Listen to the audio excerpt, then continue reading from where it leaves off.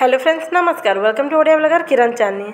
आज हूँ संडे दिन ब्लॉगटा आउ मोर हजबैंड भी छुट्टी रे आसी तो आमे डिसाइड कलु राति रे कि चुलीटा तो आमे बहुत आगरू किनिकी आनिकी माँ और मुझे रखीनु केतले सुविधा हेल्ले करमु बोलकर किंतु एंता मैंने सुविधा ही नहीं मिल पारू थे आमको समस्ते एकजुट ही नहीं पारू थे।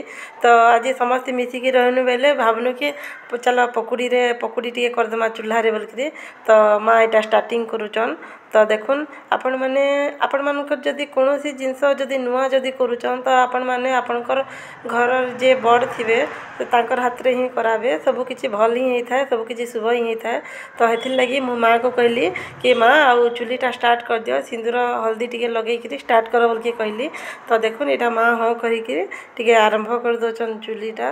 तार परे आमे भाविथुनु कि चाउल बरा करमु बोलकर किंतु हेई नहीं पारला से दिन कि बेले बहुत माने सर्ट पीरियड भितर सब जिन हबाटा कष्ट है। तो हेतिर लगी आमे भावनु कि पकुड़ी करदेवाटा बेस्ट। तो आमर दुष्मंत बाबू भी आसी से दिन तो आम भावनु कि दुष्मंत को मु पठेदेली यहाँ मूला शाग आमर भृषंग पत्र एंता सब आनबार लगी जेहेतु बिना प्याज रसुण रे मु करी तो से खाली अदा आउ मूला शाग आउ बेसन अदा ये सब जिनस पकई जुआणी सब पकई मु भितर प्रिपेरेसन करुचे आउ इटा ऑलरेडी कैमराटा शूट चली तो ये समस्त मिसिक चूल्हाटा यहाँ जलई दौले केला बेले सब जिनस एका ठाए जदि करबे बोले नहीं हो पारे तो केतटा जिनस भितर भी काटी बाछिक आनवा पड़े।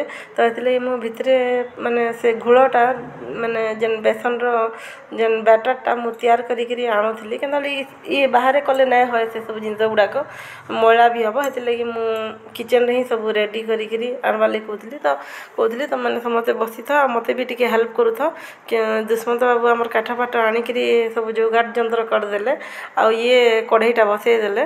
तो मुझे कढ़ईटा गरम हो मुझे बैटरटा रेडी करके धरी आणिकी आराम से माने करदेवा बोल कि ये मत यहाँ डाकी जाऊन कि आउ चलो तेल गरम हो गला धुआं बाहर बोल। तो पुआ मानकर ये सब विषय टी नॉलेज कम थाए कि तेल भलसे तातिले जाके हुए भलसे बोल। तो हेतिर लगी घाए को घाए मत डाकी जाऊे तो मुझे कहती टिके रुह हम बोल के। तो सब जिनस बेटर रे मु खाली पकई मूला शाग चुन चुन करी काटिकी बेसन आउ टिके खाइबा सोडा लुण आउ गैस ना हवा बोलिक मु जुआणी टिके अधिका परिमाण रे पकई देइथिली। तार संगे अदा टिके बड़ माने गुटे बड़ खंडटे कुटी करी पकई अदा को ग्राइंडिंग नहीं करबे ताको कुटी पकाए तो फ्लेवरटा बहुत बढ़िया आसे। आ जेहेतु प्याज रसुण नहीं खाऊथे बोले से लगी आम खाली अदा रे ही करथुनु।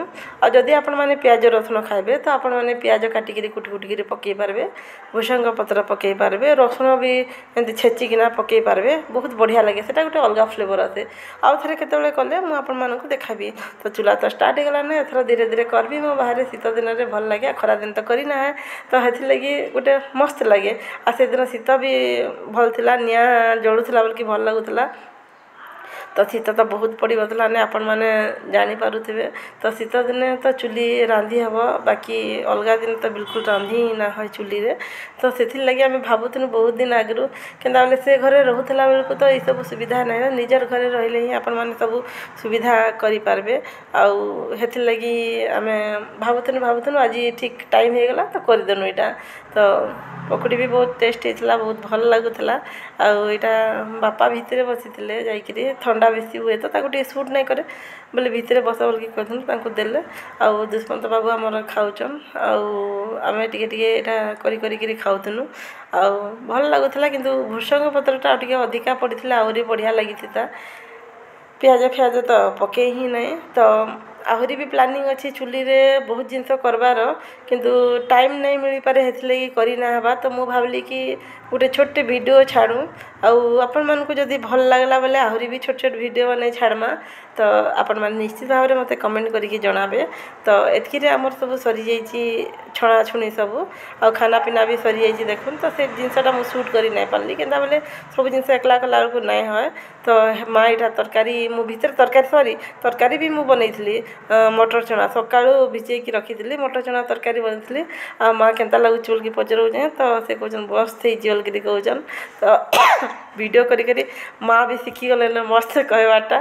तो से भी पूरा पोज देकर कहन बढ़िया है बोलिक तो देखुन यहाँ माने आपण मान माने गोटे जानबार लगी मुझे कहीदे कि चुली चूला जली सारापर ठंडा हो सारापर गोटे जगह फिक्स भाव में रखीदे आम भी यहाँ रखीदे आ निआ तो छाड़े नहीं बाहर के आम भी यहाँ पानी फानी सब पकईदे के आम टे मशा बेसी हो तो टे झुणा पकईकि से हवा करदे तार सब कर सारापर गोटे साइड लिभा लुभि कर सारापर आम बाहरी पार्नु जिओ मार्ट माने रिलायंस को टे आउ से बहुत जिन किणवार आमर आउ केतरा मैरेज भी अच्छी लगी भी गिफ्ट किणवार तो पलि आसनु यहाँ आउ एंता सब टे नहीं कुरकुरे फुरकुरे मीठा पिठा तो आमर खाईना है आ भल भी नुहे है मनटा दुख हो जाए कुरकुरे ना खाई हेनी बोलिक मुझे कहूचे एंता आम जोटा घिनबार कथा से घिनिक पलि आसिक मुझे वीडियो शूट कर दूचे तो यहाँ देखुन आम आसीगलुने बिलिंग काउंटर को बिलिंग करवा लगे